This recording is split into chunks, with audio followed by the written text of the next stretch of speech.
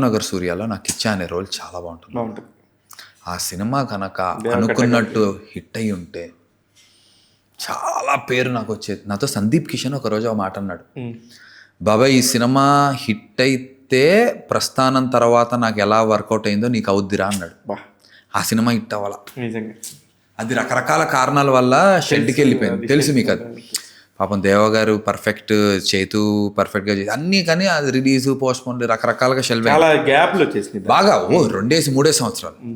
అందులో నా క్యారెక్టర్, నా లుక్, నా స్లాంగ్, నా మాస్ ఇప్పటికీ నా దగ్గర ఆటోనగర్ సూర్యలో కొన్ని సీన్స్ నేను స్టిల్ అప్పుడప్పుడు ఒక్కడిని నా సీన్స్ పెట్టుకుని చూసుకుంటూ ఉంటాను.